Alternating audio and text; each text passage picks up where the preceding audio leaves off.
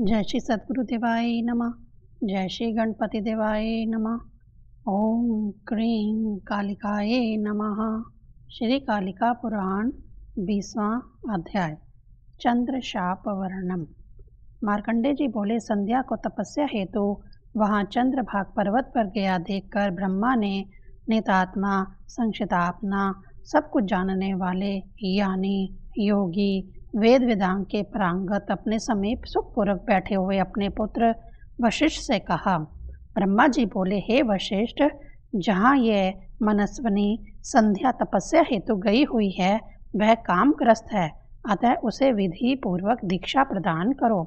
हे मुनि सत्तम, प्राचीन काल में मुझे अपने को तथा तुम लोगों को कामनावश यहाँ कामुक देखकर उसकी दृष्टि मंद हो गई है, यानी विचार बदल गए हैं। यह कार्य अनुचित था। इस प्रकार अपने तथा हमारे पूर्व आचरण का विचार कर वह प्राणों का त्याग करने की इच्छा करती है। वह अपनी तपस्या से आम मर्यादाओं में भी मर्यादा स्थापित करेगी। इस निश्चय से वह साध्वी संध्या इस समय तपस्या करने के लिए चंद्रभाग पर्वत पर गई हुई है। हे तात, वह तपस्या का कोई भाव नहीं जानती, अतः जिस प्रकार वह उसके लिए उपदेश प्राप्त करे ऐसा ही तुम उपाय करो। तुम अपने इस रूप को छोड़कर दूसरा रूप धारण करके उसके समीप जाकर उसे तपस्या का निर्देश करो। तुम्हारे इस रूप को देखकर पहले की भांति ही वह लज्जा को प्राप्त कर तुम्हारे सामने कुछ भी नहीं कहेगी। इसीलिए तुम अपने इस रूप को छोड़कर दूसरा रूप धारण कर महाभाग संध्या को उपदेश देने जाओ। मार्कंडे जी बोले, ऐसा ही करूँगा कहकर विशिष्ट मुनि भी जटाधारी तरुण ब्रह्मचारी का वेश धारण कर संध्या के समीप चंद्रभाग पर्वत पर गए। वहां उन विशिष्ट मुनि ने गुणों से मानसरोवर के समान परिपूर्ण देवसर तथा उनके किनारे स्थित संध्या को देखा। तीर पर स्थित संध्या सहित कमलों से उज्ज्वल हुआ वह सरोवर प्रदोष काल में तारों के सहित उगते हुए चंद्रमा से सुशोभित आकाश की भांति शोभामान हो रहा था। मुनि ने उसको वहां देखकर उत्सुकतावश वार्तालाप कर उस बृहत लोहित नामक सरोवर को देखने की अभिलाषा की। उनके द्वारा चंद्रभागा नदी को उस सरोवर से महान पर्वत की चोटियों को भेद कर दक्षिण सागर को जाती हुई देखा गया। वह नदी चंद्रभाग पर्वत की पश्चिम चोटी को भेद कर उसी प्रकार सागर की ओर जा रही थी जैसे गंगा हिमालय से सागर की ओर जाती है। ऋषिगण बोले, उस महान पर्वत से चंद्रभागा नदी कैसे उत्पन्न हुई? हे विप्रेंद्र, वह बृहद लोहित नामक सरोवर किस प्रकार का है? उस श्रेष्ठ पर्वत का नाम चंद्रभाग कैसे हुआ? वह विशोधका यानी पुण्य कर्मों उपयोगी जल वाली नदी चंद्रभागा नाम वाली कैसे हुई? यह तथा चंद्रभागा नदी चंद्रभाग पर्वत एवं बृहत लोहित सरोवर का महात्म्य जानने की हम श्रोताओं में बड़ी उत्सुकता है। मार्कंडे जी बोले, हे मुनि सतमो, अब आप लोग चंद्रभागा नदी की उत्पत्ति, चंद्रभाग पर्वत के महात्म्य और नामकरण के विषय में सुनिए। हिमालय पर्वत से लगा हुआ 100 योजन चौड़ा एवं 300 योजन लंबा यह पर्वत कुंद और चंद्रमा के समान उज्ज्वल है। प्राचीन काल में पितामह ब्रह्मा ने संसार के कल्याण के लिए उसी पर्वत पर सुधा निधि चंद्रमा को शुद्ध किया एवं वहां देवान तथा पितरों के हितार्थ तिथि के अनुसार वृद्धि एवं क्षय की व्यवस्था के अनुरूप उसका विभाग किया था।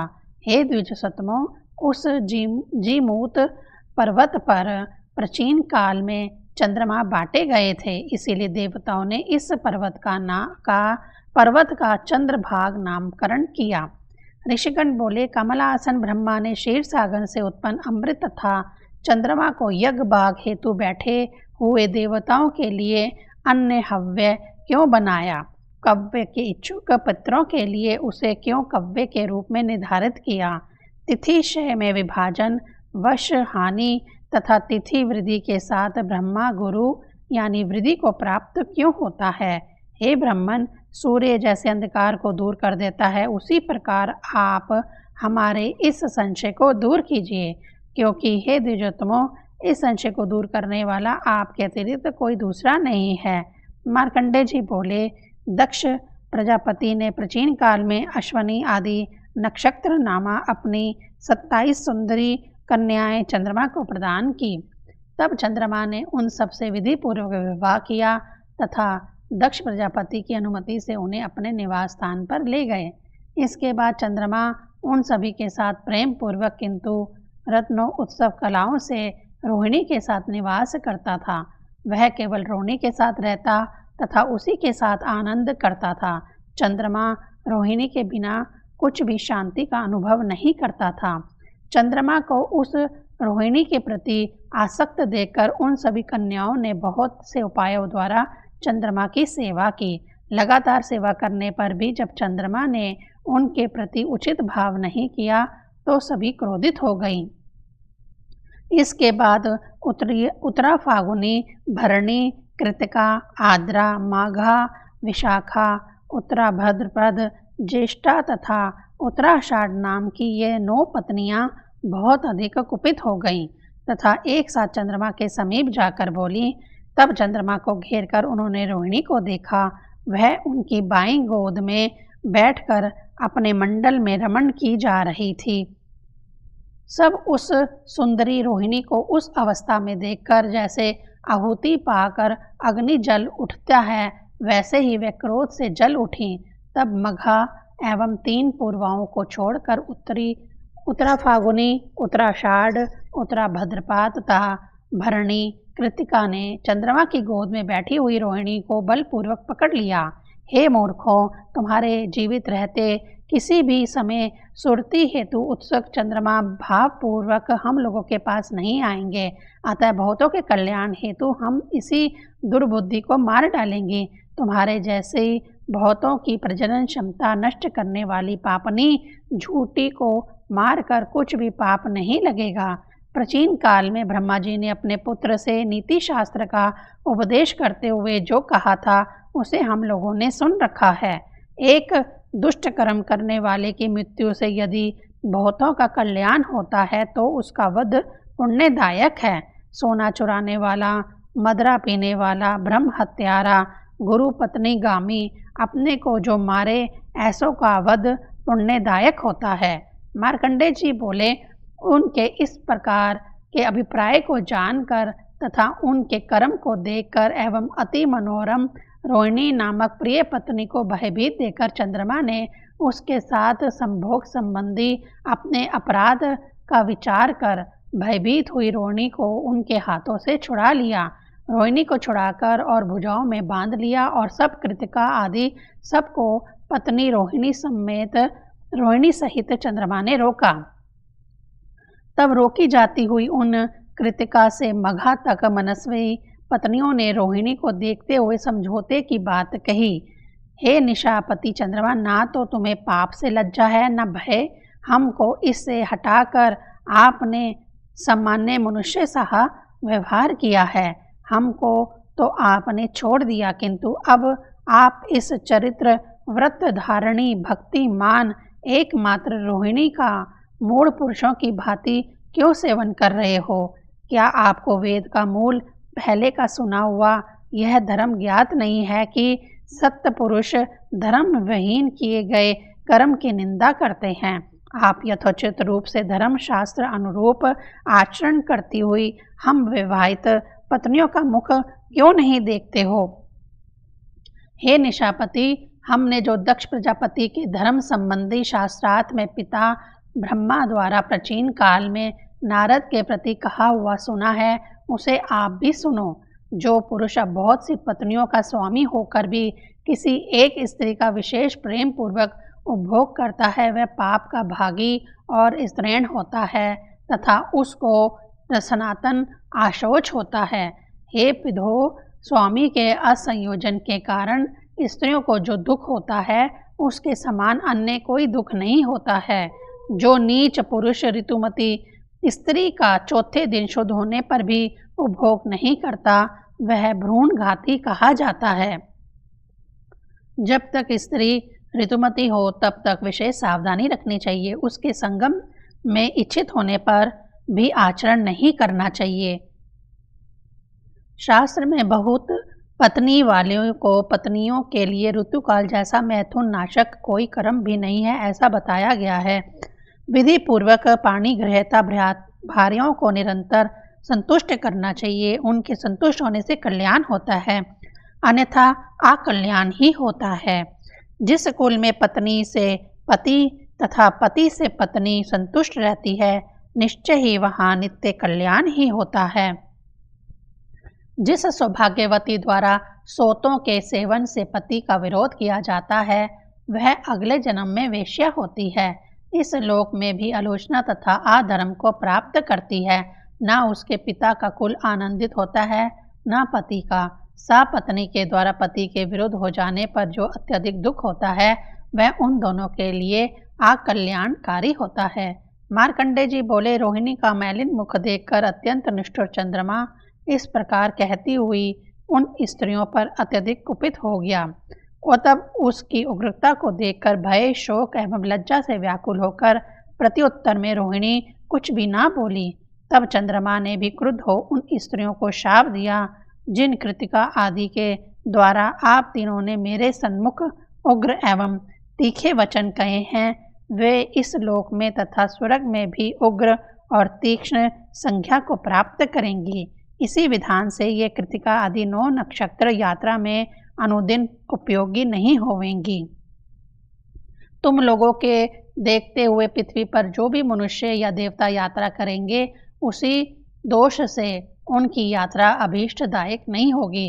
तब उनके अत्यंत दारुण शाप को सुनकर तथा चंद्रमा के अत्यंत निष्ठुर हृदय को जानकर वह सभी क्रोध से भरकर अपने पिता दक्ष के भवन में चली गईं और अश्विनी आदि ने दुख से विचलित वाणी से पिता दक्ष से यह वचन कहे, चंद्रमा हमारे साथ नहीं रहते, वह सदा रोहिणी का ही उपभोग करते हैं।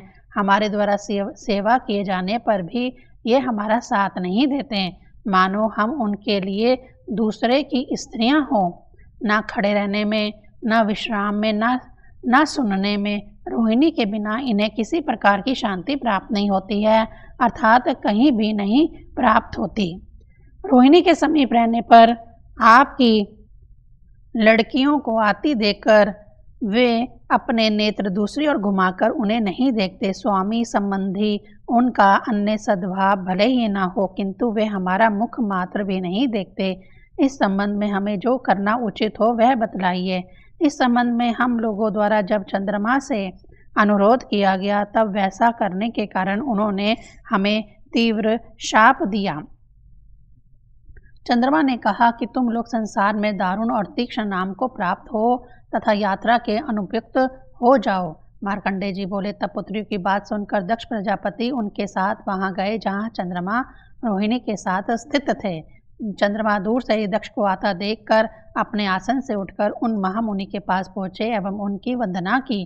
तब दक्ष प्रजापति ने आसन ग्रहण करने के बाद वंदना करते हुए चंद्रमा को समझाते हुए कहा, दक्ष बोले, तुम अपनी पत्नियों के प्रति विषमता छोड़कर समानता का व्यवहार करो, क्योंकि ब्रह्मा ने विषमता में बहुत से दोष बताए हैं।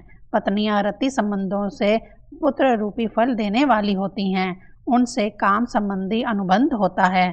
यह काम संबंधी अनुबंध संसर्ग से तथा संसर्ग संगम संयोग से होता है।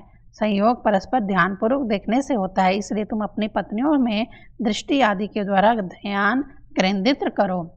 यदि इस प्रकार के मेरे धर्मयुक्त वचनों का पालन नहीं करोगे तो तुम लोक में वाणी से दुष्ट और पापवान होगे। मार्कंडेय जी बोले, महात्मा दक्ष की इस प्रकार की बातें सुनकर दक्ष के डर से चंद्रमा ने भी ऐसा ही होगा यह कहा।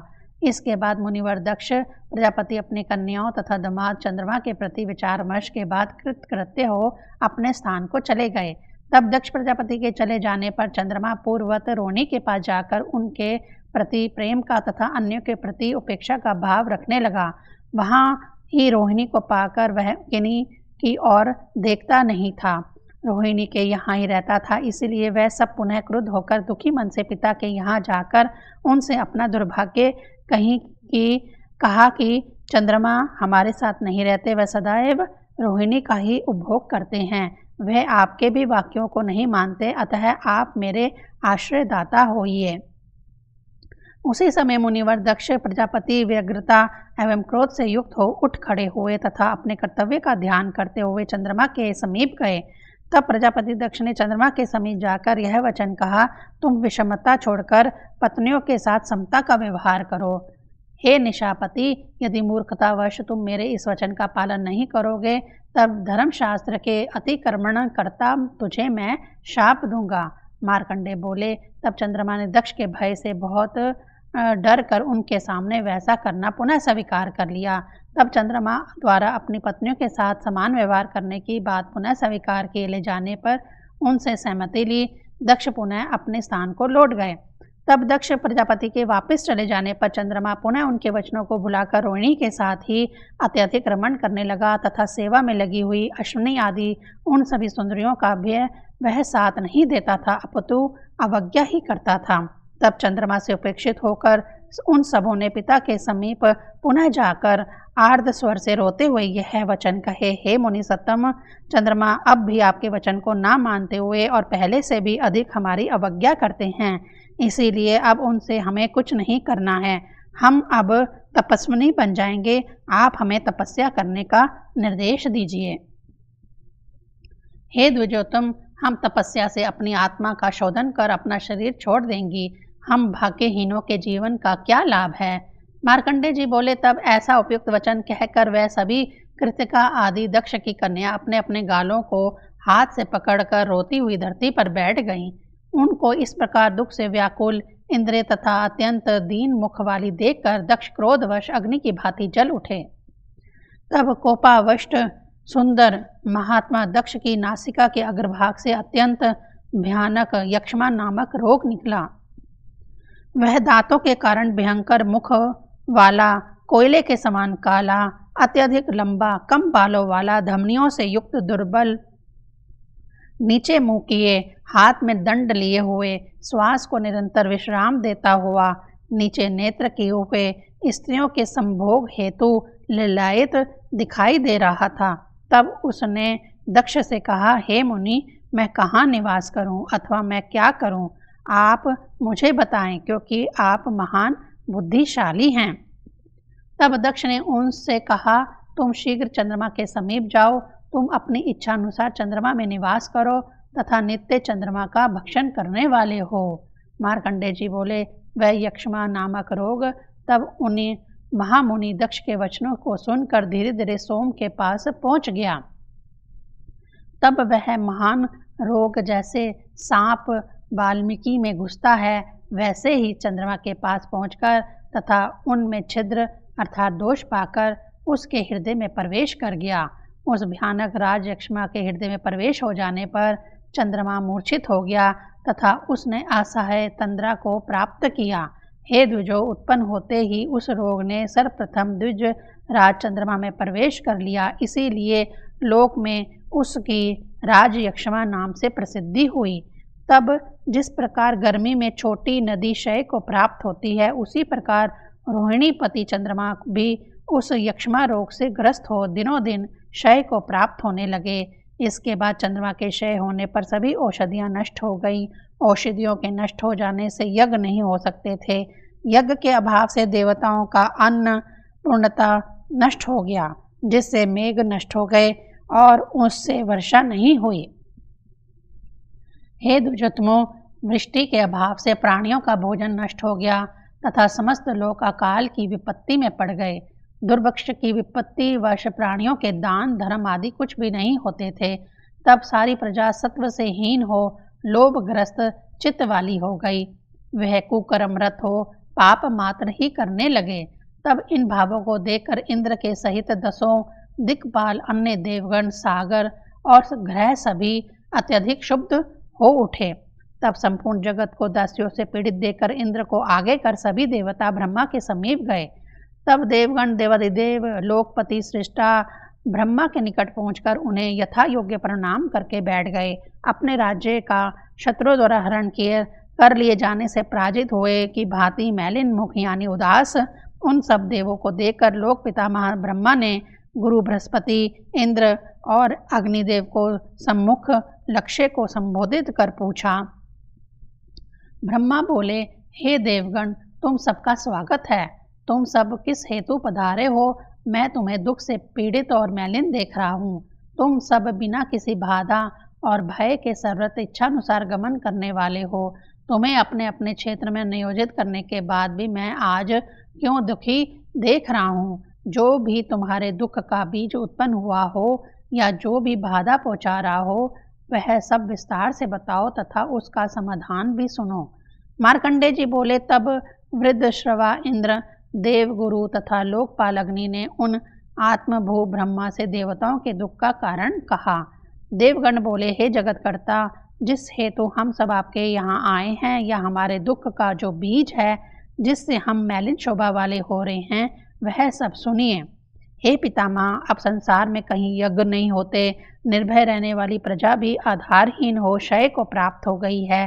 पृथ्वी पर कहीं ना तो दान धर्म होता है, ना तपस्या ही होती है। बादल वर्षा नहीं करते, जिससे पृथ्वी जलहीन हो गई है। सभी औषधियाँ एवं वनस्पतियों के नष्ट हो जाने पर संसार व्याकुल और दास्य पीड़ित हो गया है। अब विप्रगण वेदवाद भी नहीं करते। अन्न के अभाव से बहुत सारी प्रजा मर गई है तथा यज्ञ भाग ना प्राप्त होने से हम लोग भी क्षीण दुर्बल शोभा रहित हो शांति नहीं प्राप्त कर पा रहे हैं। वक्रगति यानी दुराचरण से चंद्रमा सदैव रोहिणी के नव भवन में निवास कर रहा है। वह वृष राशि में उच्च का होते हुए भी क्षीण एवं चांदनी से रहित हो गया है। हे विधि, जब देवताओं द्वारा खोजा जाता है तो कभी भी चंद्रमा सामने देवताओं के समाज में नहीं आता। वह रोहिणी को छोड़कर कभी भी कहीं भी नहीं जाता। जब दूसरा कोई नहीं होता तभी चंद्रमा बाहर निकलता है। हे लोकेश, वह अपनी कलाओं से हीन हो कला मात्र ही अविशिष्ट रह गया है। हे लोकेश, इससे सर्वत्र ही कर्मों का उल्टा परिणाम दिखाई दे रहा है। उसे ही देखकर हम सब कांतिहीन यानी दिशाहीन हो आपकी शरण में आए हैं। कालकंज आदि असुर जब तक पताल से उठकर हम लोगों को बाधा न पहुँचाएं, तब तक आप विपत्ति से हमारी रक्षा कीजिए। संसार में ऐसा व्यतिक्रम क्यों हुआ या इस विलप का क्या कारण है, वह सब हम नहीं जानते। मार्कंडेय जी बोले, दिव्यदर्शी पितामह ब्रह्मा देवताओं के इन वचनों को सुनकर क्षण भर ध्यान किए। तत्पश्चात से देव श्रेष्ठों से बोले। ब्रह्मा जी बोले, जिस लिए इस समय लोक में विलव हो रहा है और जिस उपाय से इसकी शांति होगी, उसे सभी देवता सुने। सोम यानी चंद्रमा ने दक्ष की प्रजापति की अश्वनी आदि 27 कन्याओं से वर वधु संबंध से पत्नी के रूप में परिणय किया। उन सब से विवाह करके भी निरंतर वह चंद्रमा रोहिणी के साथ अनुराग से प्रवर्तन करता है, सबके साथ नहीं करता। उस समय अश्विनी आदि 26 सुंदरियां दुर्भाग्य के ज्वर से पीड़ित हो अपने पिता दक्ष के पास पहुंची। उनसे निवेदन किया कि चंद्रमा रोहिणी के ही साथ रागपूर्ण व्यवहार करते हैं, उनका उपभोग नहीं करते। तब महाबुद्धिमान दक्ष प्रजापति ने साम नीति द्वारा अपने दामाद चंद्रमा की स्तुति करते हुए बहुत सी उपयुक्त बातें करके अपनी कन्याओं के लिए उससे अनुरोध किया। चंद्रमा ने महात्मा दक्ष द्वारा उन कन्याओं के साथ समान व्यवहार करने के लिए यथेच्छ अनुरोध किए जाने पर वैसा करने का वचन दिया। तब मुनियों ने श्रेष्ठ दक्ष भी चंद्रमा द्वारा उन कन्याओं के प्रति उचित व्यवहार स्वीकार कर लेने पर अपने स्थान को चले गए। मुनि श्रेष्ठ दक्ष के चले जाने पर चंद्रमा ने उन पत्नियों के प्रति विषमता का भाव नहीं छोड़ा। तब वे सदा के लिए क्रोधित हो पिता के पास चली गईं। तब दक्ष ने कन्याओं के प्रति समान व्यवहार की आशा से चंद्रमा से पुनः अनुरोध करते हुए ध्यान देने योग्य ये वचन कहे, हे चंद्र, यदि आप सबों के प्रति समान व्यवहार नहीं रखोगे तब मैं तुम्हें शाप दूंगा, इसीलिए तुम समानता का व्यवहार करो। दक्ष के चले जाने पर चंद्रमा ने पुनः उनके प्रति समान व्यवहार नहीं किया। तब उन्होंने क्रोधपूर्वक दक्ष से पुनः कहा, ना वे आपके वचनों का सम्मान करते हैं, ना हमारे साथ प्रवृत्त होते हैं, इसीलिए हम सब आपके पास रहकर ही तपस्या करेंगी। उन कन्याओं के इस वचन को सुनकर वह महामुनि दक्ष क्रोधित हो चंद्रमा को क्षय हेतु शाप देने को उद्यत हो गए। शाप के लिए उद्यत मन वाले क्रोधित उस महामुनि की नासिका से उस समय क्षय नामक महान रोग निकला। तब मुनिवर दक्ष द्वारा वह चंद्रमा के लिए भेज दिया गया और उसके शरीर में प्रविष्ट हो जाने पर उसके कारण चंद्रमा क्षय को प्राप्त हुए। चंद्रमा के क्षीण होने पर उस महात्मा की चांदनी भी क्षय को प्राप्त हुई। संपूर्ण ज्योत्सना के क्षीण हो जाने पर सभी औषधियां वनस्पतियां भी क्षय को प्राप्त हुई। औषधियों के अभाव में इस लोक में यज्ञ नहीं हो रहा है। यज्ञ के अभाव से अनावृष्टि हो गई है, जिससे सारी प्रजा का नाश हो गया।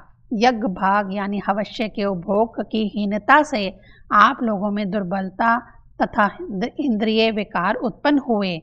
जिस प्रकार लोक में उलट पुलट फेर हुआ था, वह सब मैंने आप लोगों से कहा। हे देव श्रेष्ठ, जिस उपाय से उसकी शांति होगी उसे सुनो। चंद्र शाप वर्णन नामक 20वां अध्याय संपूर्ण हुआ। ओम क्लीं कालिकाये नमः।